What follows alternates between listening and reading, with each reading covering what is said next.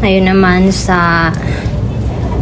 sumakay tayo sa train papunta sa destinasyon natin. Ito puro talaga to pala yan eh. Hindi ka mauubusan ng puro green, puro puno, mga tanim. Bakit nga ba pahintuin to yung video, no? Ganun ba talaga yun? Oras na po. Ops. Oh, napuputol, diba? Napansin nyo?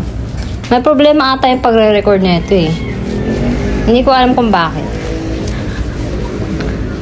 Pero parang mahaba-haba yung paglalakbay na to. Umaabot siya ng 4 minutes and 15 seconds.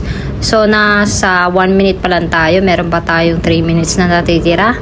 Ano ba pag-uusapan natin? Ano bang pagde-describe na to na mangyayari? Puro naman to puno, puro kabundukan, ganun. Meron ba akong dapat i-chika tungkol sa lugar? Actually, first time ko ata itong pumunta dito eh. Oh, 'di ba may station pa oh. Hindi ko nabasa, ang bilis eh. Pero in fairness talaga, malungkot sa lugar na 'yan. Lalo na siguro pag gabi. Walang katao-tao ba naman? Oh?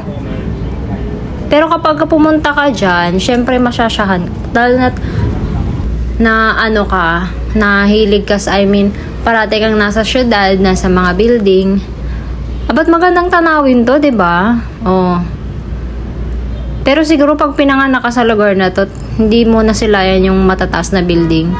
Sigurado magsasawa ka dahil walang walang kinaiba, yung parang walang pagbabago na naganap.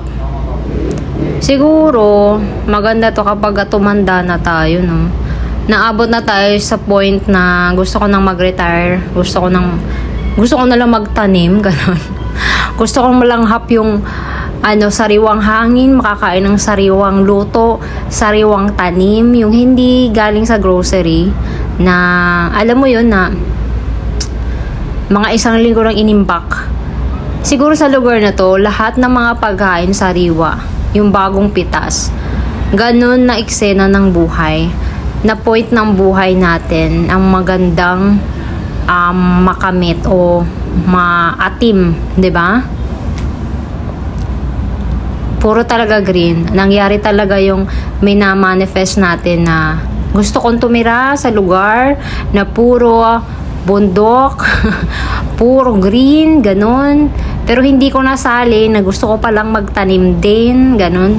Bigyan naman ako ng lupa upang magtanim, upang mag-ani ng sariling tanim, sariling tanim ang iluluto, ang nasa kusina, at hindi yung binila lang sa palengke, 'di ba?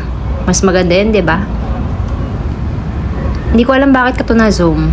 Pero iisang tanawin lang naman siya. Kung ano yung nakita nyo kaninang bundok, iyon na rin na bundok. Yan din yun. No? Copycat lang eh. 'Di ba? Siguro napapractice ako dito sa cellphone kung paano ba mag-zoom. Paano ba mag-zoom in, zoom out? Zoom in, zoom out. O, 'di ba? Ganun lang talaga ang mga kasiyahan natin minsan. Mababaw. Hindi siya malalim. O, sa ilalim tayo ng tulay nila. Okay. Mga tao, nasa na ba kayo dyan? Ha? Ba't hindi kayo lumalabas? Labas naman din kayo paminsan-minsan. Oh, maganda yung araw eh. Labas din kayo mga bata. Nasa may mga bata? Walang naglalaro dyan.